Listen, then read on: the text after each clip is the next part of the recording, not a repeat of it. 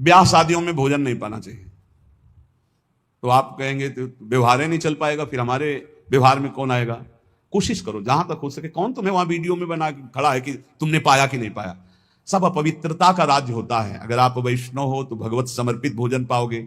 एक वो सिस्टम होता है जिसमें ऐसे भर के सब रख दिए और सब ले लेकर के पा रहे, इसमें क्या पवित्रता है? आप मतलब ऐसा तो है कि एक बार लेकर के फिर आप ले सकते हैं, कोई भी ले सकता है, देने वाला कोई नहीं, अपने आप से उठाओ और खाओ। वाह, तो सब अपवित्र हो गया कि नहीं हो गया? उसी जूठे हाथ से आप लिए, उसी जूठे हाथ से वो ले, उसे कहां वैष्णव सिद्धांत रह गया? पहले गांव में तो ऐसे पवाया जाता था, सबके पैर धुले जाते थे, पट्टी बिछाई जाती थी, बैठाला गया, सुंदर पत्ते के वो पत्तल धोने और फिर रज के कुल्हड़ आदि पात्रों बढ़िया और परोस करके फिर जय जयकार हो, गांव में भी जयकारा लगता था। और फिर ऐसे और जो पूज्य जन होते थे उनको भेंट देकर पैर छुआ, ऐसे सम्मान। अब ये जूता पहने और सब पवित्र भोजन, तो इसलिए मना कह रहे हैं ब्याह का भोजन नहीं लेना चाहिए। विरक्त को तो बिल्कुल नहीं लेना चाहिए। गृहस्थी में अपना देख लो, काम चला लो। उस दिन पेट दर्द कर रहा है ऐसा कह दो, नहीं, अपना बोल दे कि भाई आज हमारा पेट खराब है, उल्टी जैसा लग रहा है, अगर इतना भी पाया तो उल्टी हो जाएगी, अगर आप चाहो तो नींबू पानी ले सकते हैं। ऐसे काम चलाना चाहिए। अपनी वैष्णवता पवित्र, अब उन्हीं में लोग मदिरा दिरा प्रिय उसी से ले रहे हैं, उसी से आप लोगे जूठा, कैसे भजन बनेगा? और दूसरा कह रहे हैं कनागत, पितरों का जो पक्ष आता है उसमें जो भिक्षान, पितर श्राद्ध कान, ये निषेध किया गया। ये नहीं, वैसे ब्रजवासी जन देते भी नहीं, मना कर देते, बाबा हमारे यहाँ श्राद्ध है, और वैसे लेना भी नहीं चाहिए, नहीं तो भजन का नाश होता है। ब्याह का भोजन नहीं लेना चाहिए, कनागत, पितर श्राद्ध का भोजन नहीं लेना चाहिए, और कारटो, वो जो तेरही, जो शरीर छूटने के बाद वो भंडारा होता है, वो वैष्णव जनों को नहीं पाना चाहिए। अब अपने घर में है तो बात अलग है, लेकिन निमंत्रण का नहीं पाना चाहिए, और विरक्त को तो पाना ही नहीं चाहिए। ब्याह का नहीं पाना चाहिए, पितृ श्राद्ध का नहीं पाना चाहिए, और कारटो कहते तेरही, जो 13 वहां शरीर पूरा होने के बाद, वो नहीं पाना चाहिए। और कह रहे हैं राजदान, राजा का भोजन नहीं पाना चाहिए। बड़े राज पदों पर विराजमान, उनका प्रतिग्रह नहीं लेना चाहिए। और यहां प्राय हम प्रार्थना करते हैं अपने जनों से कि कभी ऐसा न स्वीकार किया जाए। जो साधारण नौकरी करते हैं, किसान हैं, वो 150 रुपया दे दे तो ले ले, उससे नमक दाल रोटी खाओगे तो भजन बढ़ेगा। और जो ऊंची गड्डी के चक्कर में पड़ोगे तो फिर भाव बिगड़ जाएगा, भजन नहीं होगा। राजअन्न निषेध किया गया है। राज अन्न, राज प्रतिग्रह बहुत हानिकारक होता है। यहां तक कि राज दर्शन निषेध किया गया। जब महाप्रभु चैतन्य देव से कहा गया कि जगन्नाथपुरी के परम महाभागवत राजा रुद्र प्रताप जी आपके दर्शन करना चाहते हैं, तो उन्होंने कहा हाँ यही करोगे ना, हमारा सन्यास धर्म नष्ट करोगे, अब राज दर्शन हम करें। यहां तक कि वो राजवेश से छुप करके और गोपी गीत कंठस्थ करके जब महाप्रभु को दूर से सुना तो कहा कौन महाभागवत अमृत रस बरसा रहा है? महाप्रभु ने आलिंगन किया। राज दर्शन, राज अन्न, राज प्रतिग्रह, ये इसलिए कि इससे बुद्धि भ्रष्ट हो जाती है, भजन में रुचि नहीं होती। और आगे कह रहे गृहदान, ग्रहों का दान। एक हम गृहस्थ को देखा, जब उनके लड़का बच्चा बीमार होते थे तो खीर, हलवा और भेंट उसको गोद में लाते और ऐसे सामने उतारते, कहते ले बाबा। एक बार गुरुजी से पूछा कि भिक्षा में जैसे, अरे बोले ले मत लेना उसमें, नहीं कभी ऐसे। देखो लोग संत महात्माओं को क्या समझते हैं, ऐसे पवाया जाता है जैसे अपने पुत्र को पवाओ। तो किस भाव से पवाते हो? बस पुत्र ने पा लिया यही सौभाग्य, संत ने पा लिया सारे अमंगल नष्ट हो गए। इसीलिए बहुत संभल के खान पान करना, जैसे कोई बीमार है उतार के, और ऐसे, या ग्रह नक्षत्रों का दान, बोले होए भजन की हानि पक्का। ब्याह का, श्राद्ध का, पितृपक्ष का, एकादश श्राद्ध का, 13वीं का, राजन्न का और ग्रहों का दान, भगवत जन इनको गाए तो होए भजन के हानि पक्का। भजन नाश, जो ग्रह नक्षत्रों आदि का नहीं दान पुण्य करते, बहुत होश में। घाट बाट चौपार चुरी देवल हाट मसान, भगवत बसिन सराय में भजन भड़ाई निदान। इतने जगह का भोजन नहीं लेना चाहिए, ऐसी जगह बैठ के भजन नहीं करना चाहिए। बोले घाट में जहां स्त्री पुरुष स्नान कर रहे हो वहां बैठकर भजन नहीं करना चाहिए, भजन नहीं होगा, उपद्रव करेगा, नेत्र चंचल होंगे। जहां स्त्री पुरुष की भीड़ लगी हो, लोग स्नान करते हो, ऐसे स्थानों पे उपासक को नहीं बैठना चाहिए भजन के लिए। जहां से लोग रास्ता बनाए हों वहां नहीं बैठना चाहिए। घाट बाट और चौपाल, चौराहे पर नहीं, और देवल मंदिर में बैठकर नहीं, और हाट बाजार में बैठ करके नहीं, और स्मशान में बैठकर नहीं। भगवत रसिक सराय, सराय आदि में जहां बहुत लोग बैठकर संगोष्ठी करते हो, वहां नहीं।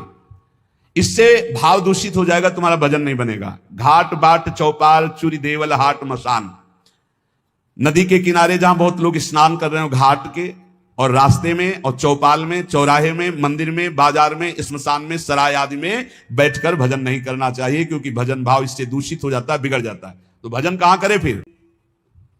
कोई नहीं है, कोई स्नान करने नहीं आता, ऐसे घाट से अलग स्थान पे माताएं बहनें ना बैठे। ये विरक्त संतों की बात कही, माताएं बहनें समाज का ही सेवन करें। ऐसी जगह बैठे जहां लोग आ जा रहे हैं, ऐसी जगह बैठे जहां 4 लोग बैठे हुए हैं, एकांत ऐसे स्थानों में ना ये सूत्र स्वीकार करें।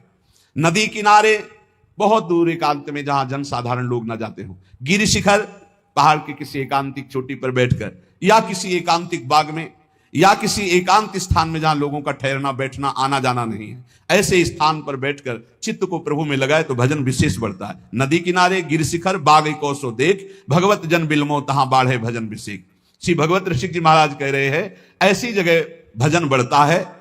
और सबसे ज्यादा भजन की वृत्ति आती है भगवान के प्रेमी जनों के संग में बैठकर। एक बार कि गौशाला में भजन करे तो इतना, संगम में करे, फिर लिखा था गुरु चरणों के समीप भजन करे तो अनंत गुना फल मिलता है। तो गुरु चरणों की समीपता का क्या मतलब है?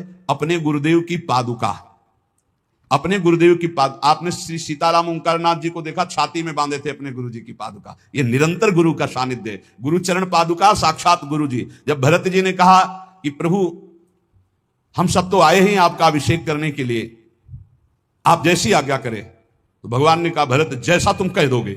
जब सारा भार भरत जी के ऊपर डाल दिया तो भरत जी ने कहा जे विधि प्रभु प्रसन्न मन होई, करुणा सागर कीजिए सोई। प्रभु जिस प्रकार आपका मन प्रसन्न हो वही कीजिए, ऐसा नहीं आपका मन जिस प्रकार। तो भगवान ने कहा हम तो यही चाहते अपने पिता की आज्ञा का पालन करो। तो बोले प्रभु जीने का सहारा दे दीजिए। तो भगवान ने पादुका 14 वर्ष तक पादुका को सिंहासन में विराजमान कर पूर्ण राज्य शासन आज्ञा मांगकर करते थे। ऐसे गुरु चरण चिन्ह, गुरु चरण पादुका का सानिध्य और निरंतर भजन तो अनंत गुना फल प्रदान करता है। जो उपासक अपने गुरुदेव या भगवत भक्तों को सबसे बड़ा मानता है त्रिभुवन में, उसी का भजन सिद्ध होता है। ये भी बात समझ लो। भजन न करने वाले के हृदय में दुनिया का प्रपंच आता है। नहीं तो गुरु जब मत्ता परतरम नान्यत किंचित अस्ति धनंजय, मेरे सिवा कोई है ही नहीं, तो गुरु तो साक्षात परब्रह्म है ही। को कहे अवनी बड़ी, भगवत ऋषि जी कह रहे। कोई कहता है कि संसार में सबसे बड़ी भूमि है, पृथ्वी सबसे बड़ी है। तो कोई कहता है नहीं, पृथ्वी से बड़ा तासु दोनों समुद्र पुनी, पृथ्वी से बड़ी समुद्र है, पृथ्वी से बड़ा, क्योंकि पृथ्वी से कई गुना बढ़कर जल है, तो समुद्र बड़ा है। तो बोले सो अंजुलि भरी लियो ताई सोख्यो अगस्त मुनि। बोले समुद्र से बढ़कर अगस्त मुनि है, क्योंकि अंजुलि में रख के समुद्र को पी गए। तो बोले अगस्त भी तो आकाश में एक तारे की जगह है। नव अगस्त को बास छिपे उद्योत भानु के, जब सूर्य प्रकट होता है तो उनका टिमटिमाना भी नहीं दिखाई देता, आकाश में विराजमान है अगस्त। पृथ्वी से बड़ा समुद्र, समुद्र से बड़े अगस्त जी, क्योंकि अंजुलि में पी लिया। अगस्त जी आकाश में तारे की तरह चमक रहे, लेकिन जब सूर्य प्रकट होता है तो अगस्त का तेज छुप जाता है। और वेदों में कहे हुए सूत्र है कि जो सूर्य है, भानु वेदियों कहा है, चक्षु है चक्रपाण के, सुदर्शन चक्रधारी भगवान श्री हरि के नेत्र के प्रकाश से सूर्य प्रकाशित है। तो भगवान के नेत्र सूर्य से बढ़कर प्रकाशवान हुए। और ऐसे भगवान चक्रपाणि हरिजन के हृदय कमल कीन हो निवास। भगवान कहते हैं मुझे भक्तों ने अधीन कर लिया है, आम भक्त पराधीनो असुतंत्र यदि। ऐसे भगवान भक्त के अधीन हैं तो सबसे बड़े हुए भक्त। पृथ्वी से बड़ा समुद्र, समुद्र से बड़े अगस्त जी आकाश में, और अगस्त जी भी भानु के तेज से मंद पड़ जाते हैं, और भानु का तेज भी भगवान के नेत्र से प्रकाशित। तो भगवान श्री हरि भक्तों के अधीन है, भक्तों के हृदय में रहते, इसलिए सर्वश्रेष्ठ भक्त। जो भक्तों को सर्वश्रेष्ठ मानता है, गुरु को सर्वश्रेष्ठ मानता है, उसके हृदय के सारे दोष नष्ट हो जाते हैं और निश्चित वो भगवत प्राप्त हो जाता है। संतों ने कृपा करके हमें भगवत उपदेश किए हैं जिससे हमारे सारे दोष नष्ट हो जाए। कह रहे हैं कि इस संसार में कैसे जाना जाए कि आदमी नरक जाएगा, अपने को कैसे जाना जाए कि हम नरक जाएंगे। बोले विश्वासघातिनो ये च कृतज्ञाव्रत लोपिनः द्विज देवेषु विद्विष्टा शांतयन्ते धराम नराः। जिसने किसी को विश्वास दिलाया और विश्वासघात कर दिया, उसको नरक की प्राप्ति होगी। विश्वासघाती महापापी माना जाता है, कभी विश्वासघात न करे। कोई शरण में आ जाए या किसी को वचन दे दे या किसी को विश्वास दे दे फिर विश्वासघात करे, उसको नरक की प्राप्ति होती है। दूसरा, कृतज्ञ, तुम्हारे साथ उपकार किया, तुमने उपकार नहीं माना, उसका अमंगल किया, नरक की प्राप्ति होगी। तीसरा, आज से मैं ये करूंगा, ऐसा व्रत लिया और व्रत तोड़ दिया बीच में, उसको नरक की प्राप्ति होगी। ये खिलवाड़ नहीं है कि मैं ये व्रत लूंगा, ये ऐसा करूंगा, मैं ऐसा धाम जाऊंगा, ये इतने लोगों को भोजन कराऊंगा। ये कई लोग ऐसे होते हैं जो बड़ी बड़ी बातें कह देते हैं, उनको पता नहीं कि ये खिलवाड़ नहीं है। ऐसा कर दूंगा, ऐसा कर दूंगा, ऐसा कर दूंगा, और किया कुछ नहीं, पहुंच गए नरक। व्रत का उल्लंघन करने वाले, प्रतिज्ञा का उल्लंघन करने वाले, नियम का उल्लंघन करने वाले नरक को प्राप्त होते हैं। मैं इतनी परिक्रमा करूंगा, मैं ऐसा करूं, कुछ भी नहीं। कोई नियम को ऐसे मत लो कि मैं ये करूंगा। ए प्रभु की इच्छा होगी, समय रहा, जीवन रहा तो हो जाएगा, नहीं रहा, आप सामय के मर गए तो। ये बात ध्यान रखिए, आगे चलकर मैं सन्यास लूंगा, विरक्त होकर वृंदावन वास करो, नरक जाओगे अगर नहीं विरक्त हुए तो। मैं इतना यहां मंदिर बनवा दूंगा, नहीं बनवाया, नरक जाओगे। वचन संभाल के बोलो, आज से मैं कुछ दिन व्रत रहूंगा। बकवास करना बंद कर दे तो जीवन उन्नति में हो जाता है। शाम का भोजन नहीं करूंगा, एकांत भजन करूंगा, नहीं भोजन मत करना, लेकिन सेवा करो, भजन करो। समझे? वाणी को ऐसे बिखेरते चले जाते हैं। व्रत का उल्लंघन करने वाला नरक की गति को प्राप्त होता है। संतों से द्वेष करने वाला, गुरु से द्वेष करने वाला, ये नरक को प्राप्त होते हैं। और ध्यान से सुनो, जो माता पिता को दंडित करता है, गाली देता है, अपमान करता है, उसे सीधे नरक की प्राप्ति होती है। बिल्कुल पक्का समझ लो। माता पिता भगवान का स्वरूप है। मातृदेवो भव, पितृदेवो भव। बिल्कुल बुद्धि खराब मत करो, कलयुग बुद्धि भ्रष्ट कर रहा है। माने मात पिता नहीं देवा, साधुन ते करवावें सेवा, जिनके ये आचरण भवानी ते निश्चर समझानो। राक्षस है, और ऐसे राक्षस अब पुत्र रूप में ज्यादा पैदा हो रहे हैं। एक देखा हम कि माता को बाल पकड़ के घसीट रहा है, लात से पेट में प्रहार कर रहा है, पिता को थप्पड़ और सीधे छाती पे लात। वाह, इस पुत्र की जानते हो क्या गति होगी? सीधे रो नरक। फिर वहां जो दंड मिलता है, वहां मरना तो है नहीं प्यारे, ना बेहोश हो सकते हो ना मर सकते हो, होश में रहकर दंड भोगना है। नरक की ये खासियत है। 100 बार काटे जाओगे, 100 बार जिंदा रहोगे, उसे यातना दे कहते हैं। होश में ये मत मानना कि नरक वरक नहीं है। जैसे लोग कहते जा रहे हैं कौन नरक सरक, बोल लो। जब फंसते हो ना, बोले यही सब मिलता है, यही नहीं मिलता है। जब चोरी करोगे तो पहले घर से लेके थाने तक डंडा चलेगा, फिर थाने में स्पेशल पिटाई होगी, फिर कपड़े वपड़े संभाल के तुम्हारे हथकड़ी लगा के जज के सामने, फिर वहां तुम्हारी चोरी का न्याय होगा। ये ब्याज में मिला है। ये ब्याज में घर से लेकर पकड़ने तक और थाने तक जो पिटाई हुई, ये ब्याज है। मूल तो न्यायाधीश करेगा कि 20 साल की सजा या अमुक से इतना इतना दंड। ऐसे ही कर लो मनमानी पाप।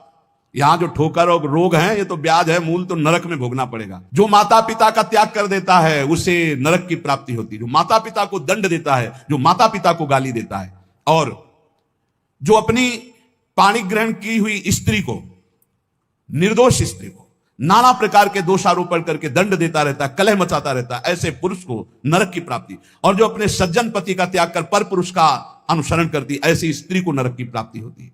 जो गुरुजनों को कठोर वचन बोलते हैं, जो गुरुजनों का आदेश का पालन नहीं करते, उनका पोषण नहीं करते, जो देवता ब्राह्मण और निर्बलों का धन का अपहरण कर लेते हैं, ऐसे मनुष्यों को नरक की प्राप्ति होती है।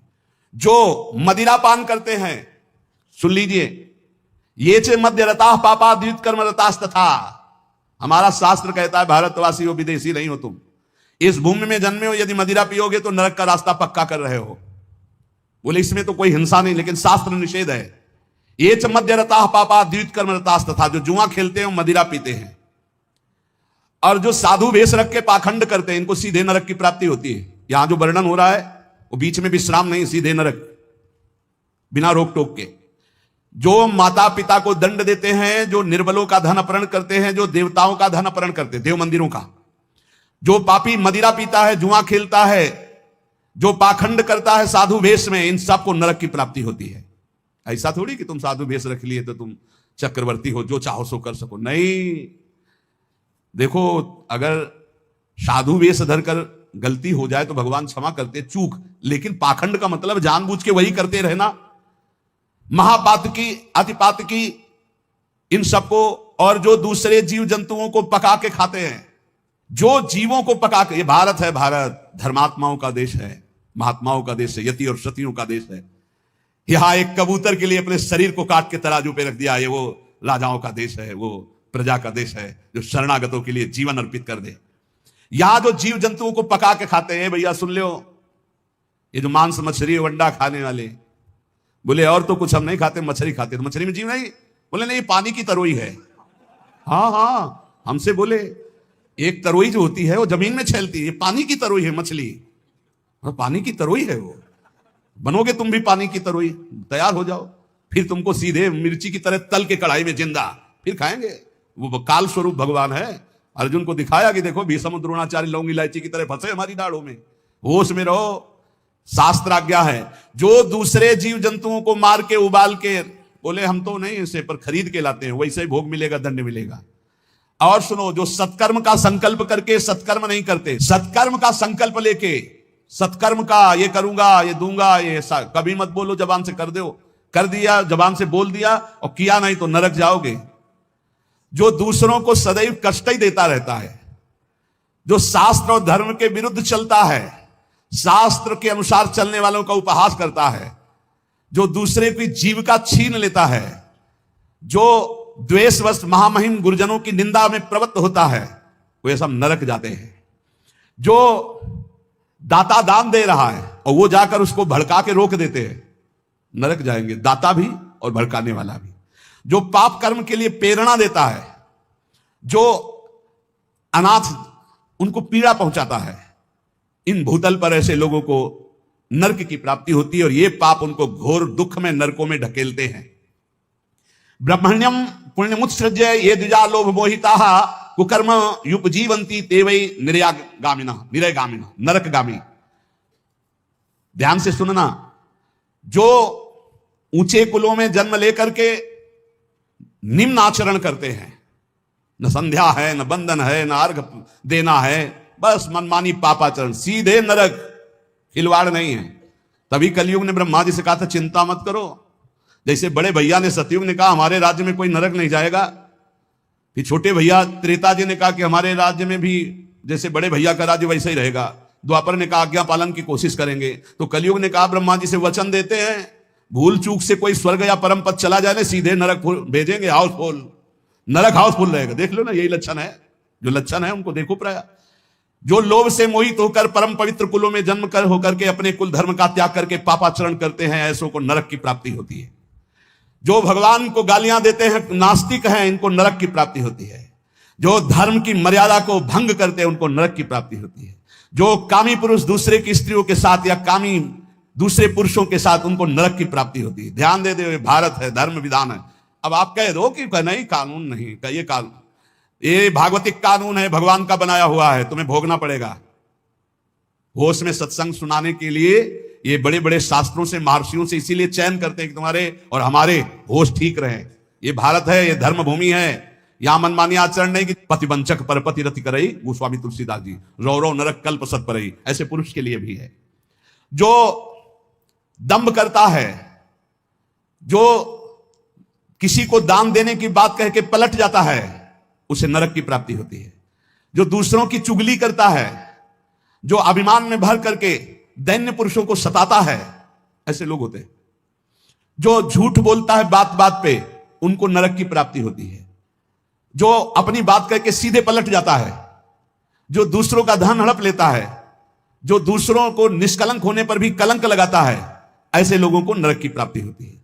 जो पराये सुख और संपत्ति को देखकर जलते हैं, जो प्राणियों के प्राण लेने में बड़े सुख का अनुभव करते हैं, तलछा तलछा कर मारते हैं, बहुत निर्दयी लोग हैं, बहुत निर्दयी लोग।